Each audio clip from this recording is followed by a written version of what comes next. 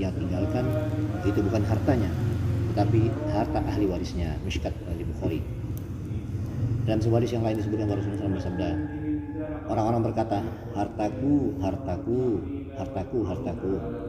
Padahal hanya ada 3 perkara yang menjadi miliknya dari harta bendanya, yakni yang ia habiskan dengan dimakan, yang ia usangkan dengan dipakai, yang ia kumpulkan di sisi Allah Subhanahu wa taala dalam catatan amalnya.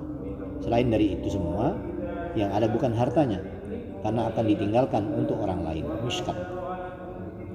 Dan yang perlu dikasihani dan yang perlu dikasihani pada umumnya adalah orang yang mengumpulkan harta yang banyak dengan menanggung penderitaan dan rela mengalami kesusahan untuk orang-orang yang mereka sendiri tidak mau memberi satu sen pun. Akan tetapi harta yang dikumpulkannya itu ditinggalkan dan sudah menjadi takdir bahwa mereka itulah yang menjadi ahli waris yang pada masa hidupnya mereka tidak ingin memberikan sedikit pun. Ketika Arqam bin Syahiyah rahimahullah hampir meninggal dunia, ia membaca beberapa syair sebagai berikut. Manusia berkata bahwa ia telah mengumpulkan harta yang banyak, padahal kebanyakan orang yang bekerja mengumpulkan hartanya adalah untuk ahli waris. Ia sendiri pada masa hidupnya selalu menghitung-hitung untuk apa dan berapa banyak hartanya telah dibelanjakan. Akan tetapi setelah itu ia telah meninggalkan hartanya yang orang-orang yang ia sendiri tidak bisa menghitungnya. Untuk apa hartanya dihabiskan? Maka hendaknya ia makan dan memberi makan para orang lain pada masa hidupnya dan mengambil hartanya dari ahli waris yang kikir. Padahal setelah mati ia tidak akan diingat bahwa ia pernah memberikan hartanya itu. Ketika orang lain memakannya dan menghabiskannya, ia sendiri tidak bisa menggunakan hartanya itu, dan orang lain memuaskan kesenangannya dengan harta yang ditinggalkannya itu. Dan kita ithab. Dalam sebuah hadis yang lain, kisah di atas juga disebutkan dengan sanad yang berbeda. Suatu ketika Rasulullah SAW bertanya kepada para sahabat radhiyallahu anhu, adakah di antara kalian yang lebih menyukai harta ahli waris daripada hartanya sendiri?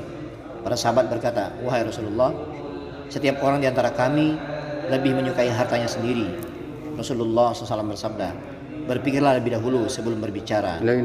Perhatikanlah apa yang baru saja dikatakannya tadi. Para sahabat radhiyallahu berkata, wahai Rasulullah, kami beranggapan bahwa setiap orang di antara kami lebih menyukai harta kami sendiri. Rasulullah SAW bersabda, tidak adakah di antara kalian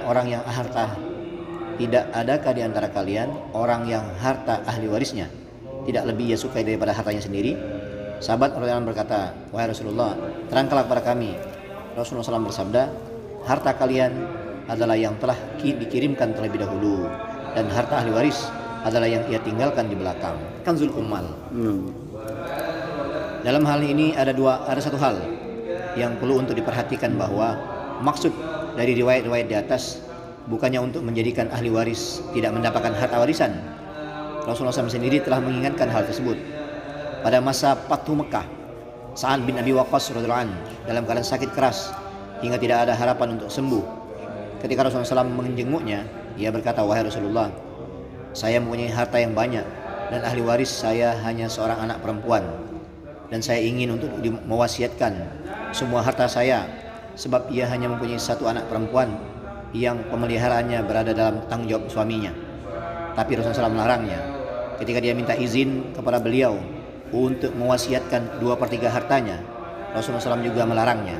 Kemudian ketika dia meminta izin untuk mewasiatkan separuhnya, Rasulullah SAW juga tidak mengizinkannya. Dan ketika dia minta izin untuk mewasiatkan 1/3 hartanya, Rasulullah SAW mengizinkannya. Beliau bersabda, 1/3 itu sudah banyak. Jika engkau meninggalkan ahli warismu dalam keadaan kaya, itu lebih baik daripada engkau meninggalkan mereka dalam keadaan miskin, hingga mereka tidak menengadahkan tangan untuk meminta-minta kepada orang-orang. Apa yang dibelanjakan untuk Allah Subhanahu wa taala akan menghasilkan pahala hingga satu suapan bila diberikan kepada istri karena Allah Subhanahu wa taala juga ada pahalanya. Mishkat dalam kitab Sahihain, Hafiz Ibnu Hajar rahimahullah berkata bahwa kisah tentang Sa'ad radhiyallahu anhu ini tidak bertentangan dengan hadis di atas, yakni hadis yang menyebutkan, adakah di antara kalian yang lebih menyukai harta ahli waris daripada hartamu sendiri? Karena maksud hadis tersebut adalah untuk mendorong orang supaya bersedekah pada waktu sehat dan pada waktu memerlukan. Dan maksud dari kisah Sa'ad tersebut adalah mewasiatkan semua atau sebagian besar hartanya pada waktu sakit menjelang mati. Fathul Bari. Menurut saya maksudnya bukan hanya sekedar itu. Bahkan jika dalam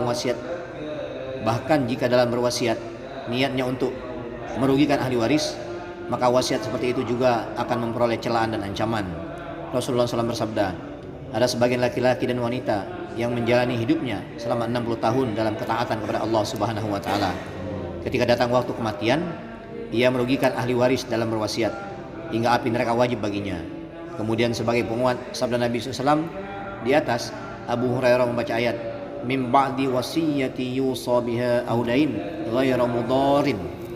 Adapun terjemahan dan maksud ayat di atas adalah tentang perincian pembagian harta waris sebagaimana telah diterangkan dalam ayat sebelumnya. Semua itu dikerjakan setelah mengeluarkan harta yang sesuai dengan wasiat, dan bila mempunyai utang hendaknya berwasiat setelah membayar utang dan tidak merugikan ahli waris. Dalam sebuah hadis disebutkan, barang siapa memutus warisan seorang ahli waris, Allah Subhanahu wa taala akan memutus warisannya di surga. Mishkat. Oleh karena itu hendaknya diperhatikan bahwa dalam berwasiat dan membelanjakan harta di jalan Allah Subhanahu wa taala, jangan sekali-kali berniat dan berkeinginan supaya si fulan tidak menjadi ahli waris. Akan tetapi hendaknya berniat menyempurnakan keperluannya dan menyimpan untuk dirinya. Niat seseorang sangat berpengaruh dalam ibadah. Rasulullah SAW bersabda, innamal a'malu binniyat, bahwa amal perbuatan itu bergantung pada niatnya. Salat adalah ibadah terpenting. Jika salat dikerjakan karena Allah Subhanahu wa taala, maka orang yang mengerjakannya akan mendapatkan pahala yang besar dan semakin dekat kepada Allah Subhanahu wa taala. Tidak ada ibadah lain yang dapat menyamainya. Jika salat dikerjakan karena riya, maka perbuatan itu merupakan syirik kecil yang akan menyebabkan musibah. Karena itu dalam beramal hendaknya meluruskan niat semata-mata untuk mencari ridha Allah Subhanahu wa taala, supaya amalan tersebut berguna pada waktu diperlukan.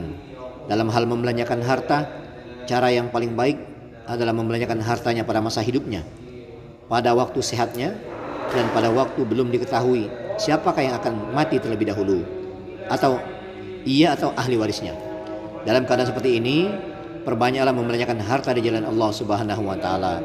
Seberapapun ia mampu bersedekah, kerjakanlah, berwasiatlah, dan wakafkanlah. Hendaknya selalu mencari dan berpikir tentang kebaikan yang dapat mendatangkan banyak pahala. Jangan sampai ketika masih hidup berbuat bakhil, dan ketika hampir mati baru menjadi orang yang dermawan. Jangan sampai ketika masih hidup berbuat bakhil, dan ketika hampir mati baru menjadi orang yang dermawan. Hendaknya berpedoman pada hadis Rasulullah SAW sebagaimana disebutkan dalam bab 1 hadis yang kelima, bahwa sedekah yang paling baik adalah yang diberikan ketika sehat, bukan ketika nyawa hampir keluar. Ia baru berkata sekian untuk si fulan, sekian untuk si fulan, padahal hartanya telah menjadi milik fulan ahli warisnya. Hendaknya masalah ini benar-benar dipahami. Pertama-tama saya bernasihat kepada diri saya sendiri, setelah itu kepada teman-teman saya, bahwa yang akan pergi bersama kita hanyalah harta yang telah dikumpulkan di hadiratnya Allah Subhanahu wa taala. Harta yang dikumpulkan dan dikembangkan lalu ditinggal tidaklah akan berguna untuk diri kita. Setelah itu tidak ada seorang ibu atau seorang ayah pun yang akan mengingat kita, dan tidak ada seorang istri dan seorang anak pun yang menanyakan diri kita, kecuali apa yang telah kita lakukan untuk diri kita, itulah yang berguna. Pendek kata, ketika kita meninggal dunia, mereka hanya akan berkabung selama 2 atau 4 hari dan meneteskan air mata selama 5 atau 7 menit. Dan bila untuk meneteskan air mata perlu mengeluarkan uang, mereka tentu tidak akan mau mengeluarkannya. Pikiran bahwa ia mengumpulkan harta karena cinta anak lalu meninggalkannya untuk mereka, itu hanyalah tipu daya nafsu belaka. Yang demikian itu bukan merupakan kasih sayang terhadap mereka, bahkan mungkin akan menjadi keburukan bagi mereka. Bila kita benar-benar mencintai anak kita, tentunya kita menginginkan agar setelah ditinggal mati, anak-anak itu tidak berkeliaran dalam keadaan susah dan hina. Maka lebih penting meninggalkannya dalam keadaan taat beragama daripada meninggalkannya dalam keadaan kaya. Lebih baik meninggalkannya dalam keadaan taat beragama daripada meninggalkannya dalam keadaan kaya. Orang yang tidak taat menjalankan agama, hartanya akan cepat habis dalam beberapa hari saja, karena digunakan untuk bersenang-senang. Sekalipun harta itu bersama mereka, bagi mereka tetap tidak ada gunanya. Sebaliknya, bila mereka taat beragama, walaupun tidak memiliki harta, maka ketaatan beragama mereka akan berguna untuk diri mereka dan untuk diri kita. Dan harta yang berguna bagi kita adalah yang kita bawa beserta ke akhirat. Ali karamallahu wajhah berkata bahwa Allah SWT mematikan 2 orang kaya dan 2 orang fakir. Setelah itu orang yang kaya diminta pertanggungjawaban, apa yang telah kamu kirim terlebih dahulu untuk dirimu dan apa yang kamu tinggalkan untuk keluargamu. Ia menjawab, wahai Allah, Engkaulah yang menciptakanku dan Engkau juga yang menciptakan mereka, dan rezeki setiap orang telah Engkau jamin. Dan Engkau telah berfirman dalam Al-Quran, man dzalladzi yuqridullaha qardan hasanan fayudha'ifahu lahu wa lahu ajrun karim. Barang siapa mau memberi pinjaman kepada Allah dengan pinjaman yang baik, menapakkan hartanya di jalan Allah, maka Allah SWT akan melipat gandakan pembayaran kepadanya dengan lipat ganda yang banyak. Karena ayat inilah maka saya telah mengirimkan harta saya terlebih dahulu, dan saya yakin bahwa Engkau pasti akan memberi rezeki kepada mereka. Maka Allah Subhanahu wa taala berfirman, baiklah, pergilah kamu. Jika kamu ketika di dunia mengetahui apa-apa kenikmatan dan kemuliaan yang ada di sisiku untukmu, maka di dunia kamu akan senang dan sangat sedikit mengalami kesusahan. Setelah itu orang kaya yang kedua akan ditanya, apakah yang kamu kirimkan terlebih dahulu untuk dirimu, dan apakah yang kamu tinggalkan untuk keluargamu? Ia menjawab, wahai Allah, saya mempunyai anak-anak, saya takut mereka akan menderita dan jatuh miskin. Maka Allah SWT berfirman, bukankah aku telah menciptakan kamu dan mereka semua? Bukankah aku telah menanggung rezekimu dan rezeki mereka semua? Ia menjawab, wahai Allah, sesungguhnya memang demikian, akan tetapi saya sangat takut akan kemiskinan mereka. Allah SWT berfirman, kemiskinan telah menimpa mereka. Apakah kamu dapat menghindarkan kemiskinan itu dari mereka? Baik, pergilah.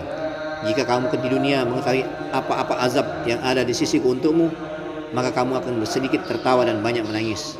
Kemudian seorang fakir akan ditanya, apakah yang telah kamu kumpulkan untuk dirimu, dan apakah yang telah kamu tinggalkan untuk keluargamu?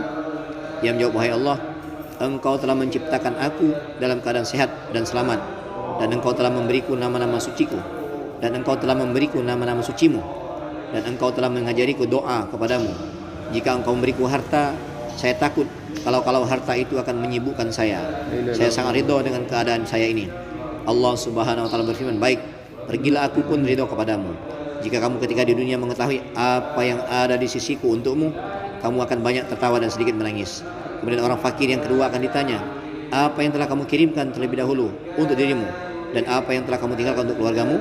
Ia menjawab, wahai Allah, apa yang telah Engkau berikan kepada saya hingga Engkau menanyakannya. Allah Subhanahu wa taala berfirman, bukankah kami telah memberimu kesehatan, kemampuan berbicara, telinga, mata, dan bukankah aku telah berfirman dalam Al-Quran, wad'uni astajib lakum, berdoalah kepadaku maka aku akan mengabulkannya. Ia menjawab, wahai Allah, semua ini memang benar, akan tetapi saya telah lupa. Allah Subhanahu wa taala berfirman, baiklah, hari ini kami juga melupakanmu. Pergilah. Jika kamu mengetahui azab apa saja yang ada di sisiku kami, jika kamu mengetahui azab apa saja yang ada di sisi kami untukmu, maka kamu akan banyak menangis dan sedikit tertawa. Kanzul Ummal.